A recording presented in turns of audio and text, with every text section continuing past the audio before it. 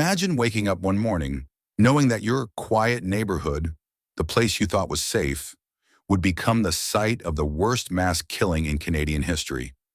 Now imagine this. The man responsible lived right next door. His clinic was a place you passed by almost every day. And what's even more terrifying? He had spent years disguising himself as someone we're all taught to trust, a police officer. This is the chilling story of Gabriel Wortman. Gabriel Wortman was not your typical neighbor. To most people, he seemed successful.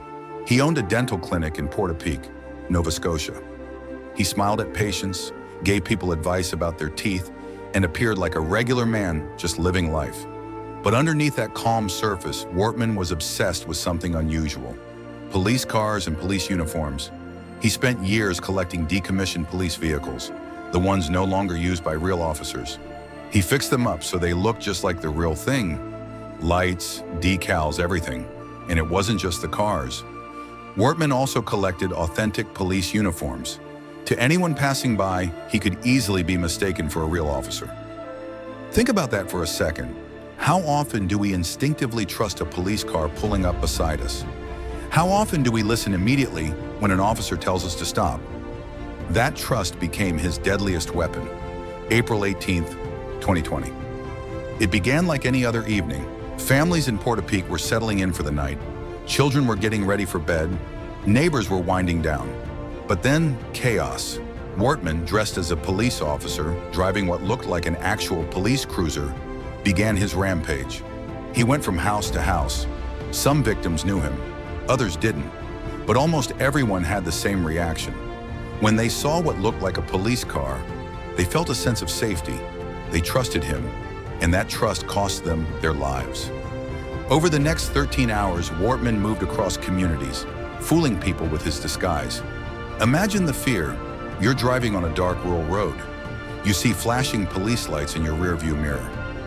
Normally, you'd pull over without question, but that night, stopping could mean the difference between life and death. By the time it was over, 22 innocent people had been killed, families destroyed, a community forever scarred. Here's where this story feels even more chilling. I lived right next to his dental clinic. Every day I walked by without knowing the dark secret brewing behind those walls. To me, it was just a normal place, a dentist's office, nothing more. And when the news broke, when I heard it was Gabriel Wortman, I couldn't help but think, that could have been us. It could have been my family, my friends, my neighbors. You truly never know who people really are. The person who smiles at you in passing could be hiding something unimaginable. After hours of terror, Wortman was finally tracked down by police. The standoff ended when he was shot and killed, but the investigation that followed revealed just how much planning went into his disguise. Authorities discovered his replica police car, his stockpile of uniforms, and his obsession with law enforcement gear. The tragedy forced Canadians to face some tough questions. How could someone so easily impersonate a police officer? Were there warning signs people missed? And most haunting of all, could this happen again? The attack became the deadliest mass shooting in Canadian history. A country known for peace and safety was left shaken. When I think back, what disturbs me the most is not just the violence, but the closeness of it all. He wasn't some faraway criminal on the news. He was the man next door, the one fixing his cars, running his clinic, nodding politely as he walked by.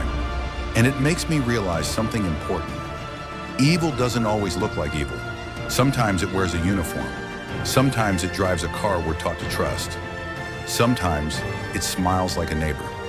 The story of Gabriel Wortman is more than just a tragedy. It's a reminder of how fragile safety really is and how quickly life can change. Because in the end, the scariest monsters are often the ones hiding in plain sight. This was the story of Gabriel Wortman, the neighbor who turned into Canada's deadliest mass killer. Stay safe, stay aware, and remember, you truly never know